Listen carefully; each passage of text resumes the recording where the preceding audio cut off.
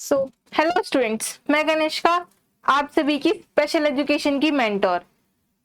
मैं आप सभी का स्वागत करती हूं आपके अपने यूट्यूब चैनल रॉयल एकेडमी पर। तो मैं जैसे आपको अपनी पहले ही वीडियो से बताती आ रही हूं, हम स्पेशल एजुकेशन का एक बैच लॉन्च कर रहे हैं यूट्यूब पर फ्री ऑफ कॉस्ट, जिसमें आप सभी को एग्जाम ओरिएंटेड क्वेश्चंस मिलेंगे।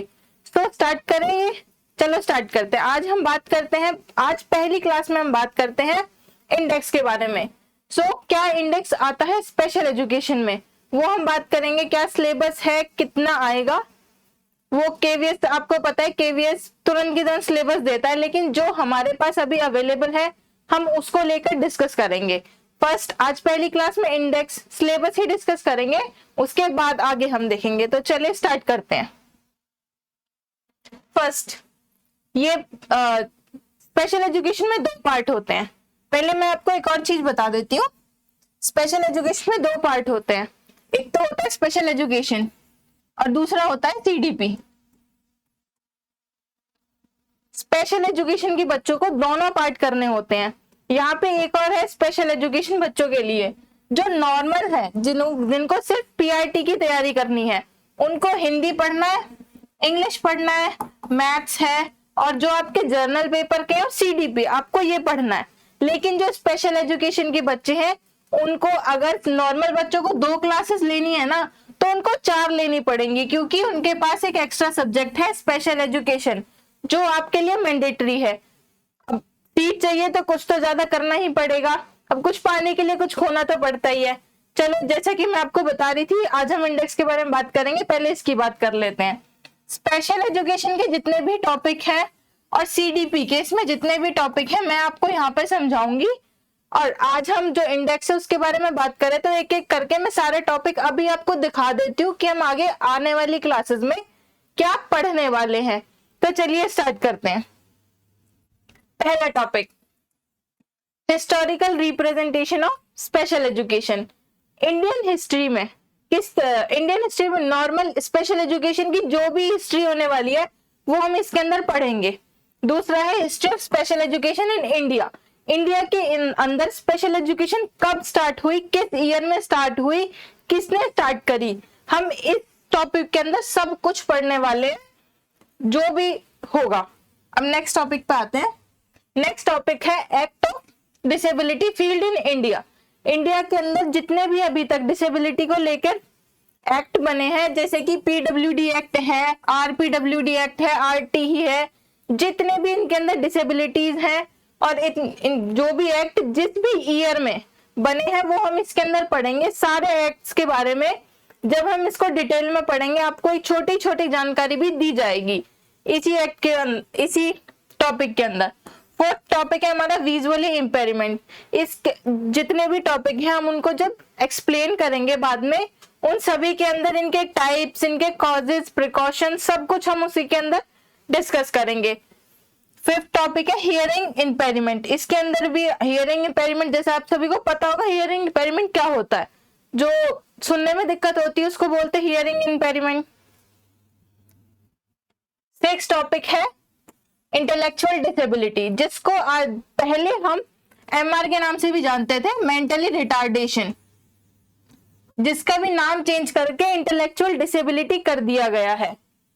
इसके टाइप्स हैं, कॉजेज हैं, प्रिकॉशंस हैं, सब कुछ हम आगे क्लासेस में पढ़ने वाले हैं। Topic number 7, mental illness.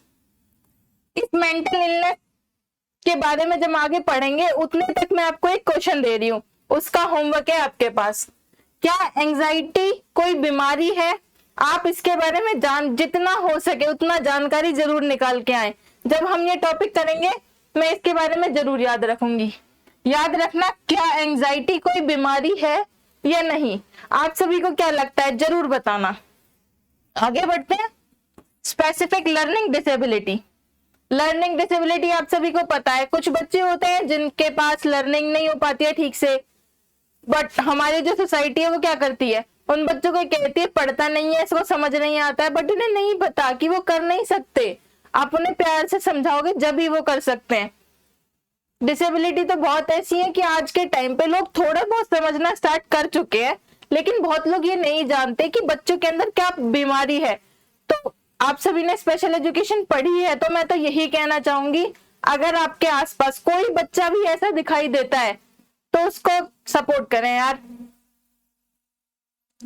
So students, next है speech and language disorder, disability, locomotor disability.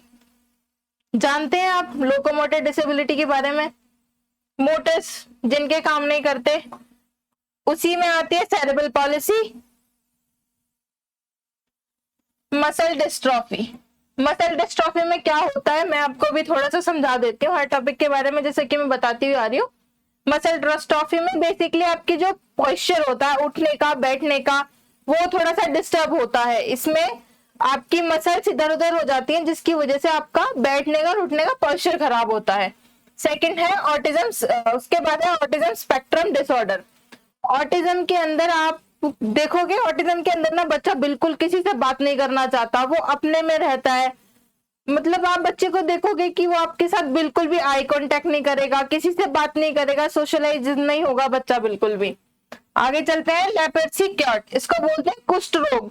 आपने देखा होगा बहुत लोगों के हाथ हो गए, पैर हो गए, इसे गलना स्टार्ट कर देते हैं, जिनको मतलब देख के कई बार ऐसे जाते हैं ना कि इनको क्या हो रहा है, तो जैसे हाथ पैर गल जाते हैं, उसको बोलते हैं कुष्ठ रोग। नेक्स्ट है पोलियो। पोलियो की दो बूंद जिंदगी की, सबने सुना होगा बचपन में और पी भी होंगी, तो उसी के बारे में। नेक्स्ट है स्पाइना बायोफिडा। फिर है मल्टीपल डिसेबिलिटी। मल्टीपल डिसेबिलिटी मतलब आप किसी एक पर्सन में 2 से 3 डिसेबिलिटी एक साथ हो जाती है। जैसे कोई भी बच्चा है, वो आईडी के किसी भी उसमें आता है पार्ट में, और उसके साथ साथ वो HIV और VIB है, तो उसको मल्टीपल डिसेबिलिटी के उसमें रखा जाता है। फिर है मल्टीपल सिरोसिस। इसके अंदर आपकी जो नर्व्स हैं वो काम करना स्लो कर देती हैं, जिसके बाद आप ठीक से हाथ नहीं चला पाते, आप अपना टॉयलेट कंट्रोल नहीं कर पाते, मसल्स आपकी काम करना थोड़ी बहुत वीक हो जाती हैं, आप अपना दिमाग ठीक से नहीं चला पाते। ये ज्यादातर मतलब जो होते हैं ना, ऐसे एजेड टाइप के लोग होते हैं, एजेड जो हो जाते हैं, हमारे जैसे दादी दादा हैं, बहुत ज्यादा एजेड हो गए हैं, उनको ज्यादा ये दिक्कत मिलती है। नेक्स्ट है हीमोफीलिया। आप सभी को पता है हीमोफीलिया को और क्या बोला जाता है? मैं बताती हूँ। हीमोफीलिया को रॉयल डिजीज भी बोला जाता है। अब क्यों बोला जाता है मैं वो भी बता देती हूँ। हीमोफीलिया को रॉयल डिजीज इसलिए बोला जाता है क्योंकि हीमोफीलिया सबसे पहले क्वीन विक्टोरिया को मिली थी, और क्वीन विक्टोरिया की वजह से ही ये बाकी रॉयल फैमिलीज में पास हो गई। अब हीमोफीलिया क्या होता है? हीमोफीलिया बेसिकली एक डिजीज, ब्लड डिजीज है, जिसके अंदर क्लॉटिंग नहीं हो पाती ब्लड की। जैसे अगर आपको चोट लगी और चोट लगने के बाद नॉर्मली आप देखोगे वो ब्लड क्लॉट हो जाता है, लेकिन जिस भी पर्सन को हीमोफीलिया होता है उसका ब्लड क्लॉट नहीं होता। और एक और जानकारी, हीमोफीलिया मतलब 99% मेल में मिलता है, लेकिन जो इसको वो करती है, लेकर जाती है, वो फीमेल को हाईलाइट नहीं हो पाता है फीमेल के अंदर, ये हाईलाइट होता है बेसिकली मेल के अंदर। सो नेक्स्ट है थैलेसीमिया। के बाद हो गया पार्किंसन डिजीज। पार्किंसन डिजीज भी आपकी वो मसल्स को रिलेटेड होती है। फिर है sickle cell disease. Sickle cell disease में मैं आपको बता दूं, नॉर्मली आपके रेड ब्लड सेल सर्कल में होते हैं, लेकिन जिसको ये डिजीज होती है उनके जो रेड ब्लड सेल होते हैं उनकी जो शेप है स्कल के टाइप में हो जाती है। जैसे स्कल होता है ना, जिसको फेंक के खेलते हैं, वैसे फेंकते हैं वापस आ जाता है, उस तरह से रेड ब्लड सेल की शेप हो जाती है, जिसकी वजह से लोगों को एनीमिया बनता है। क्योंकि अगर रेड ब्लड सेल आपके अच्छे से काम नहीं करेंगे तो ही बॉडी में ब्लड की कमी आएगी। नेक्स्ट, डवार्फिज्म आप सभी जानते हैं, बोनापन, जिससे आज बहुत सारे लोग देख रहे हैं कि हम बहुत ज्यादा लोग छोटे, पहले काफी लंबी हाइट होती थी, अब लोगों की हाइट बहुत छोटी होने लग गई है। और क्रिटिसिज्म तो सबको पता ही है कितना मिलता है। अगर आपके साइड में से कोई छोटा जा भी रहा होगा ना, तो आधे लोग ये कहते हैं किसका बच्चा खो गया, तो ऐसा ना करे बिल्कुल भी। सबको प्रॉब्लम होती है, किसी को भी क्रिटिसाइज नहीं करना चाहिए, चाहे वो कैसा भी दिखता है, सबकी पर्सनैलिटी ज्यादा मैटर करती है। 24 में है, नेक्स्ट टॉपिक है हमारा एसिड अटैक विक्टिम। जिसको भी बाय चांस या फिर अपने आप से किया हुआ या फिर गलती से किसी के ऊपर अगर एसिड गिर जाता है तो वो एसिड अटैक विक्टिम के अंदर आते हैं। नेक्स्ट है कोई भी डिजीज, जितनी भी डिजीज हमारी प्रॉपर होती हैं, जैसे पोलियो वो पीलिया हो गया, टाइफाइड हो गया, इसके बारे में हम सारी जानकारी आपको इस में देंगे जब ये टॉपिक हम पढ़ेंगे। नेक्स्ट है कम्युनिकेशन बेस्ड रिहेबिलिटेशन। थेरेपीज, जितनी भी थेरेपीज दी जाती हैं, चाहे आपको पता है थेरेपी बेसिकली कह देते हैं कि जो डिप्रेशन में होते हैं, एंग्जाइटी में होते हैं, थेरेपीज दी जाती हैं, बट आज के टाइम में आपको पता है डिप्रेशन एंड एंग्जाइटी को बीमारी नहीं मानते, बस ये कहते हैं तुम्हारा वहम है। सबको मतलब आप सबको ये लगता होगा कि ये जो हम सोच रहे हैं कि हमारे साथ ही क्यों होता है, ऐसा क्यों हो रहा है, वो कुछ नहीं है। आप अपने दिमाग को शांत करोगे और अगर आप अपने पेरेंट्स से बात करोगे तो शायद ये चीज सॉल्व हो सकती है। आगे बढ़ते हैं। Def blindness. डेफ ब्लाइंडनेस होती है जो लोग सुन भी नहीं सकते, देख भी नहीं सकते, उनको बोलते हैं हम deaf blind person. Next assistive device. जो भी असिस्टिव डिवाइस इन डिसेबिलिटीज के अंदर यूज होते हैं, जस्ट लाइक आपकी हियरिंग मशीन, आपका स्पेक्स हो गए, व्हील चेयर हो गई, ये व्हाइट केन हो गई, जितने भी डिवाइसेस हैं जो भी डिसेबिलिटी के अंदर यूज होते हैं वो हम इस टॉपिक के अंदर पढ़ने वाले हैं। नेक्स्ट है nervous system and skeleton system. सारा नर्वस सिस्टम हम इसके अंदर डिस्कस करेंगे, स्केलेटन सिस्टम के बारे में भी। जेंडर, ये सीडीपी का पार्ट है, टाइपिस्ट ने थोड़ी सी मिस्टेक कर दी है, हम आगे चलते हैं। ये सारा सीडीपी का पार्ट है।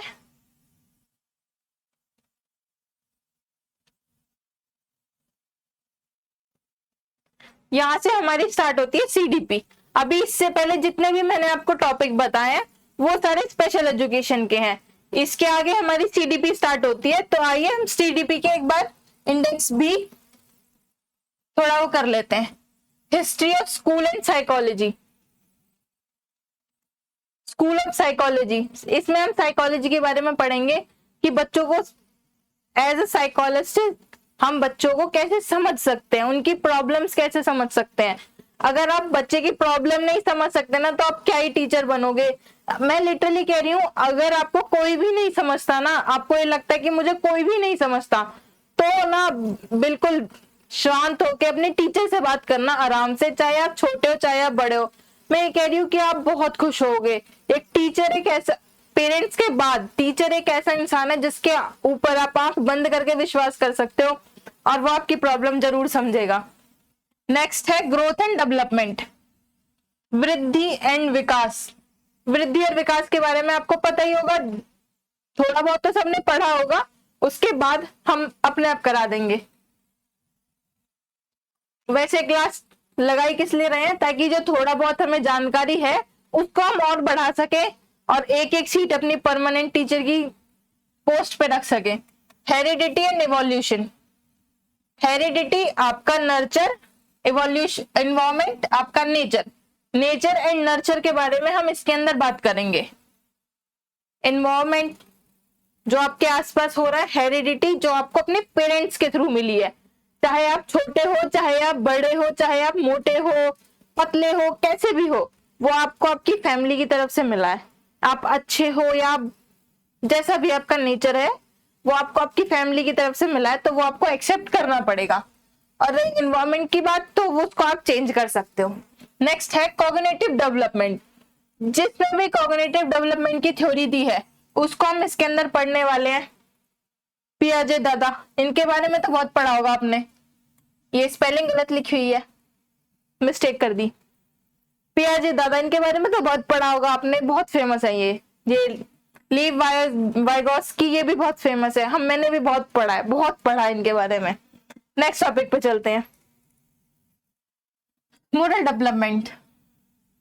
जेन पियाजे, कोलबर्ग, सबको आप जानते होंगे, आपने कितनी बार पढ़ा होगा इनके बारे में, स्पेशल एजुकेशन में भी, सीटेट में भी। तो वो तो आगे पढ़ेंगे, इनके बारे में तो बस क्या ही बोले।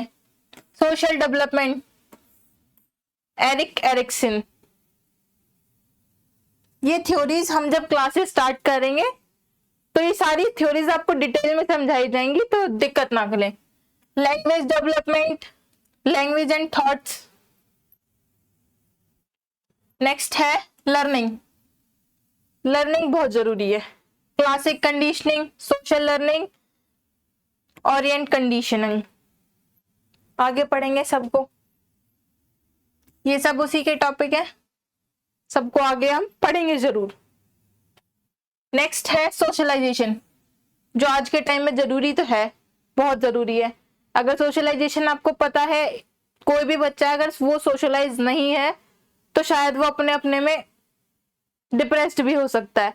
आप बहुत अच्छा पढ़ते हैं, बहुत अच्छी बात है, आप बहुत अच्छा काम कर लेते हैं, बहुत अच्छी बात है, लेकिन आपके अंदर इतना कॉन्फिडेंस जरूर होना चाहिए कि आप किसी से भी जाके बात कर सकते हैं, क्योंकि वो बहुत जरूरी है आपके लिए भी और शायद दूसरों के लिए। आपकी किसी और की मदद करना उनके काम आ जाए, तो इसलिए सोशलाइजेशन बहुत जरूरी है। Transfer of learning, inclusive education. Special education के अंदर इंक्लूसिव एजुकेशन का कितनी ज्यादा नीड है ये आप सभी को पता है। हम सिर्फ और सिर्फ यही बताते हैं, इंक्लूसिव एजुकेशन, इंक्लूसिव एजुकेशन। आप फर्स्ट क्लास, इससे नेक्स्ट जो भी मैं टॉपिक पढ़ाऊंगी, सबसे पहले मेरे को ये जानना है इंक्लूसिव एजुकेशन क्या होता है, तो इसके बारे में जरूर पढ़ के आना है। इंक्लूसिव एजुकेशन क्या होता है, बहुत इंपॉर्टेंट कॉन्सेप्ट जो है इंक्लूसिव एजुकेशन है स्पेशल एजुकेशन के अंदर। Next, progressive education and learning disability. ये पीछे भी है उसमें, शायद ये टॉपिक यहाँ पे नहीं आना था, स्पेशल एजुकेशन में है। नेक्स्ट चलते हैं। ओके,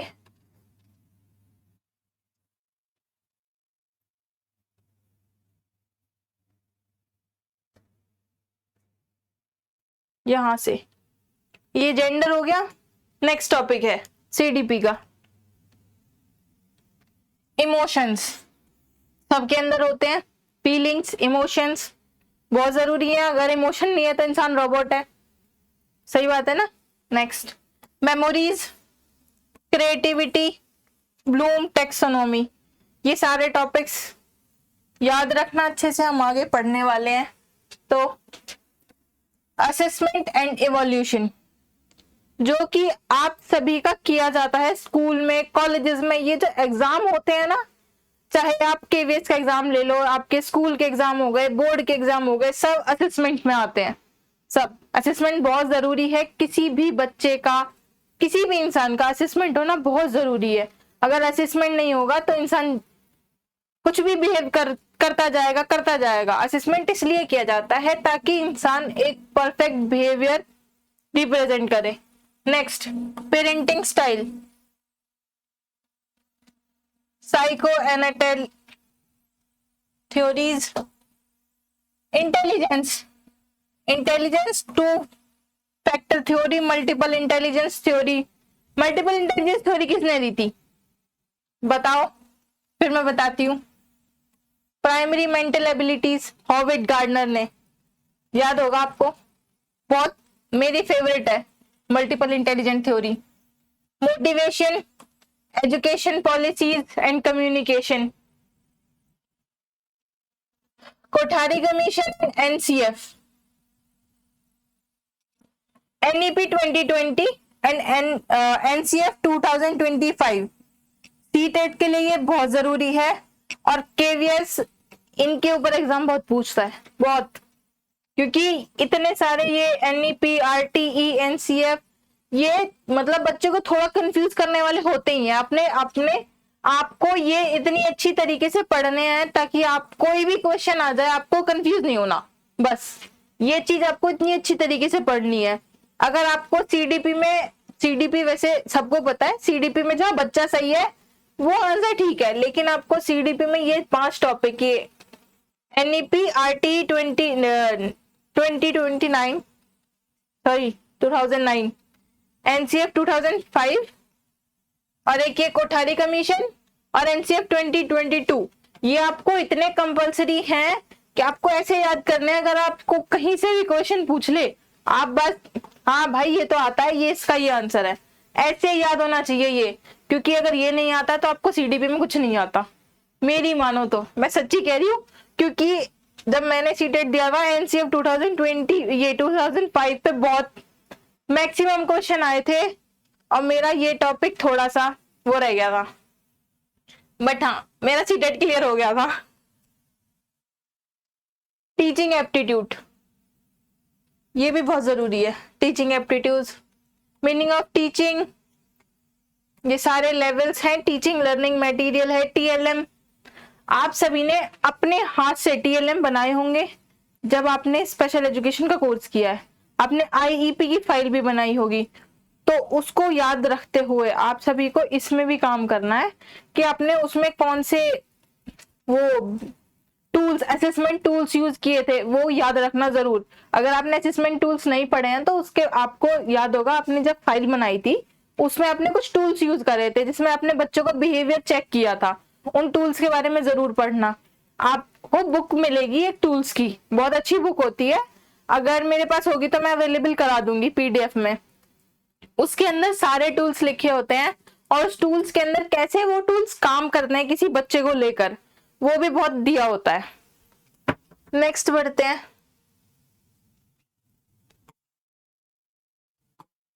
ये लास्ट टॉपिक है करिकुलम माइक्रो टीचिंग, शायद लास्ट टॉपिक है ये, फिर नहीं अभी तो बहुत है। स्पेशल एजुकेशन इंक्लूसिव, बेसिकली आपको सारा सीडीपी पढ़ना है और स्पेशल एजुकेशन पढ़ना है और inclusive education. Child centred and progressive education, child centred education बहुत कंपलसरी है, बहुत ज्यादा। ये है कि सीडीपी में आपको पता है क्या कहते हैं, जहां बच्चा ठीक है वहां आंसर ठीक है।